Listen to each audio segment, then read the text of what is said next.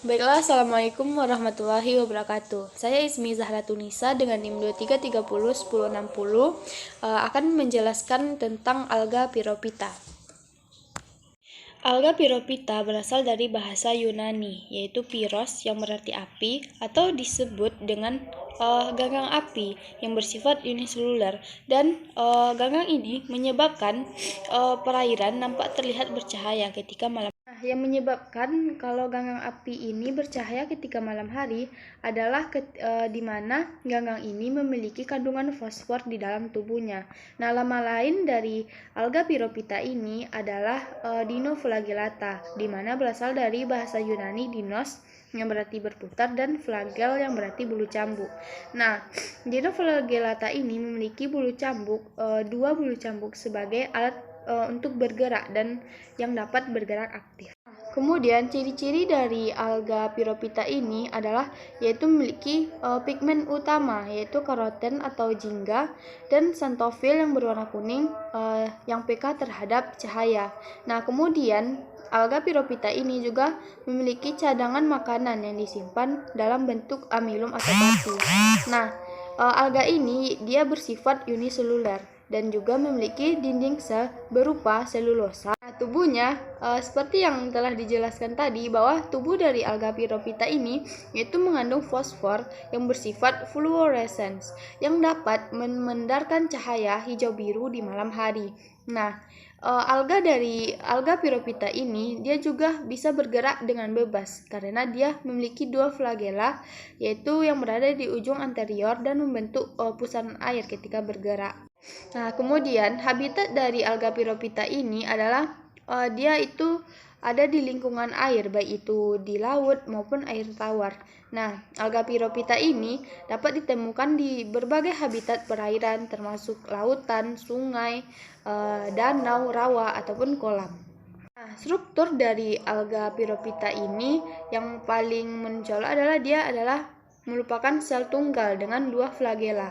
Nah, flagella ini ada dua, yaitu ada flagella transversal dan flagella longitudinal. Nah, bentuk tubuh dari alga Pyrophyta ini ada dua, yaitu bulat oval ataupun bintang atau lonjong. Kemudian, alga dari Pyrophyta ini bereproduksi atau berkembang biak dengan dua cara. Yang pertama, yaitu secara aseksual. Nah, di mana alga Pyrophyta ini melakukan pembelahan sel yang bergerak. Jika sel memiliki panser, maka selubung akan pecah. Nah, kemudian ada dengan pembelahan biner, yaitu pembelahan sel dengan sel anak mendapatkan sebagian dari sel induk, di mana sel anak yang membentuk dinding baru. Contohnya adalah peridium. Nah, yang kedua yaitu adalah berkembang biak atau bereproduksi secara seksual. Nah, di sini terbentuknya 4 isogamet yang masing-masing dapat mengadakan perkawinan dengan isogamet dari individu lain. Dan juga ada yang bersifat sporik, yaitu dengan zoospora dan aplanospora. Contohnya adalah Glenoidium. Nah, klasifikasi dari Pyrophyta ini yaitu filumnya terdiri dari Pyrophyta atau disebut dengan Dinoflagellata. Nah, kelasnya ada dua, yaitu adalah Dinophyceae dan Desmophyceae.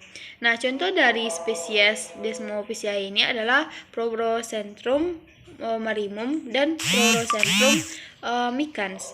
Nah, kemudian contoh dari spesies Dinophyceae adalah Serantium, Protoperendium, dan Dinophysis. Nah, yang terakhir yaitu kita harus mengetahui tentang peranan dari Pyrophyta tadi. Nah, peranan ini terbagi menjadi peranan positif dan negatif. Nah, peranan positif dari Pyrophyta adalah yang pertama itu menjadi produsen primer karena dia bisa memasak makanannya sendiri.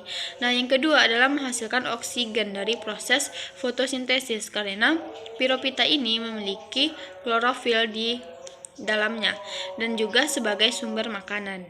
Nah, selanjutnya itulah peranan negatif dari Pyrophyta. Nah, peranan negatif dari Pyrophyta ini adalah yang pertama adalah toksik, yaitu di mana terlalu banyak dari spesies Pyrophyta ini. Kemudian ada merusak lingkungan, dan yang terakhir adalah mengganggu keseimbangan ekosistem. Karena jika telah banyaknya piropita ini. Tentu hal yang berlebihan itu tidak bagus.